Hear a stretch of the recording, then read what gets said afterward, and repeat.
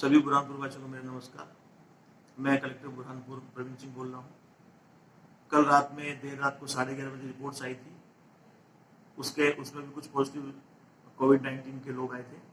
अभी तक जिले में कोरोना से संक्रमित कुल मरीजों की संख्या 61 हो गई है।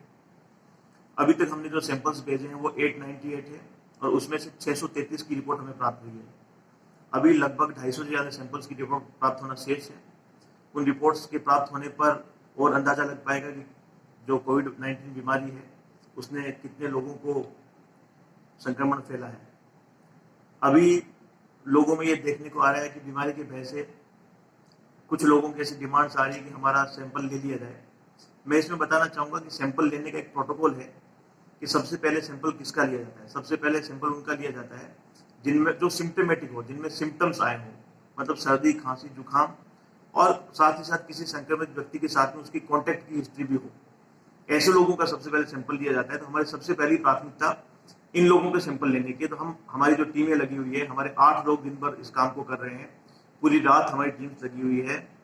हमें उन लोगों की मेहनत को भी प्रणाम करना चाहिए कि इतनी गर्मी के अंदर उस पीपीई सूट को पहनकर सैंपल लेना और उनकी पूरी रात भर बैठ के उसकी सैंपलिंग का पूरा प्रोटोकॉल के फॉर्म्स भरना, ऐप में एंट्री करना और प्रतिदिन रात को 3 बजे वो सैंपल जो हम लोग यहाँ से रवाना करते हैं, सुबह इन 2 जाकर सैंपल सबमिट होते हैं।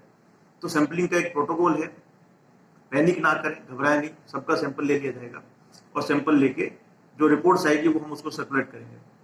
जिन पेशेंट्स की रिपोर्ट नेगेटिव आ जाती है उसको कॉल सेंटर के माध्यम से हमारे यहाँ से कॉल चला जाता है कि आपकी रिपोर्ट नेगेटिव आ गई है, आप अपने घर पे रहें, परंतु अगले 14 दिन तक आप होम आइसोलेशन में रहेंगे, अपने किसी पड़ोसी से नहीं मिलेंगे, अपने घर के एक कमरे में या घर के किसी भी एक पार्ट में आप जो है होम आइसोलेट हो जाए, अपने खाने पीने के बर्तन और अन्य चीजें जो है दूसरे घर वालों से अलग कर लें और होम आइसोलेशन प्रोटोकॉल का पालन करें।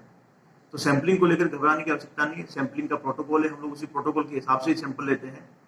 और कोई भी कोरोना संक्रमित व्यक्ति से आप मिले हैं तो ऐसा नहीं है कि खाली आपको उसको देखने भर से कोई आपको कोरोना हो जाएगा, तो इस तरह कोई घबराने की आवश्यकता नहीं है। यदि किसी कोरोना संक्रमित व्यक्ति के कोई व्यक्ति दूसरा बहुत क्लोज कॉन्टेक्ट में आता है तो ही उसको कोरोना होता है। खाली उससे मिल लेने से, बात कर लेने से या उससे कोई थोड़ी देर बात कर ली उससे कोई कोरोना नहीं हो जाएगा, या आप उससे परिचित हो उससे हो जाएगा, ऐसा नहीं है। यदि किसी कोरोना संक्रमित व्यक्ति जिसको कोरोना हो और उसके कोई ड्रॉपलेट्स उसकी छींक या उसका थूक या उसका बलगम ऐसी चीज से आप संपर्क में आते हैं, क्लोज कॉन्टेक्ट में आते हैं, उसके बॉडी फ्लूइड्स से क्लोज कॉन्टेक्ट में आते हैं, तभी दूसरे व्यक्ति को कोरोना होता है। अभी तक जिन परिवारों में कोरोना हुआ है आप ये देखेंगे तो भी पता लग जाएगा कि उनके भी पूरे परिवार को कोरोना नहीं हुआ है। यदि उस परिवार में 10 लोग थे तो मात्र 2 या 3 को कोरोना हुआ है, 7 लोगों को कोरोना नहीं हुआ है। तो सैंपलिंग को लेकर अनावश्यक रूप से घबराने की आवश्यकता नहीं कि हमारा सैंपल नहीं हुआ, मुझे क्या हो जाएगा। यदि सिम्टम्स हैं तो हम आपका सैंपल सबसे पहले लेंगे और एसिम्टोमेटिक है तो कोई सैंपल लेने की आवश्यकता नहीं है। जब ज्यादा नीडी लोगों के सैंपल हो जाएंगे तो दूसरी बारी तक हम आपका सैंपल ले लेंगे। अभी हम लोग पर डे 250 से 300 सैंपल ले रहे हैं और उनको सैंपलिंग के बाद उसका जो प्रोटोकॉल रहता है उसके हिसाब से लैब में भेजते हैं, थोड़ा समय लगता है, तो घबराया नहीं, सबका सैंपल लिया जाएगा। दूसरा, ये एक देखने में आ रहा है कि कुछ क्षेत्रों में महिलाएं बाहर आकर राशन और अन्य मांगों की बातें कर रही हैं।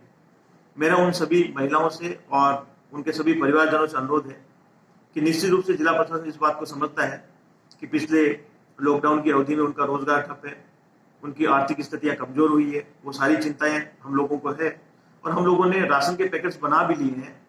आप लोगों की सुविधा के लिए मैं आज कुछ हेल्पलाइन नंबर जारी कर रहा हूँ।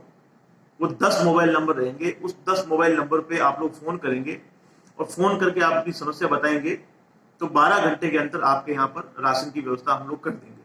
मेरा आपसे अनुरोध है कि आप घरों से बाहर ना निकले। यदि आप कानून का पालन नहीं करेंगे तो इससे समाज में गलत मैसेज जा रहा है और हम बार बार इस चीज को टॉलरेट भी नहीं करेंगे। आप कानून का पालन करें। आपकी व्यवस्था करने के लिए आपका कलेक्टर है, आपका जिला प्रशासन है, मैं पूरी व्यवस्था करूंगा। मैं आपको मोबाइल नंबर दे रहा हूँ और ये जो मोबाइल नंबर है वो सीधे मेरे अंडर में रहेंगे, सीधे मुझे रिपोर्ट करेंगे और वो बताएंगे कि इस मोहल्ले से ये समस्या आ रही है। हम सारी समस्याओं का निराकरण करेंगे। मुझे उम्मीद है बुरहानपुर की जनता इस कठिन परिस्थिति में जिला प्रशासन का साथ देगी और स्वयं अपना भी साथ देगी, क्योंकि ये हम जो सारी व्यवस्थाएं कर रहे हैं, ये जो कर्फ्यू लगा रखा है, ये बाकी सारी चीजें कर रखी है, ये सिर्फ और सिर्फ बुरहानपुर के लोगों के लिए, बुरहानपुर की जनता के लिए है। इसमें आप लोगों को सहयोग करना पड़ेगा क्योंकि बुरहानपुर हमारा है, हमें इसको बचाना है किसी भी कीमत पर। मेरा सभी से अनुरोध है कि मैं जो हेल्पलाइन नंबर जारी कर रहा हूँ उस पर आप लोग फोन करेंगे तो आपको मदद पहुंचेगी। आप धैर्य रखें और प्रशासन का सहयोग करें। धन्यवाद।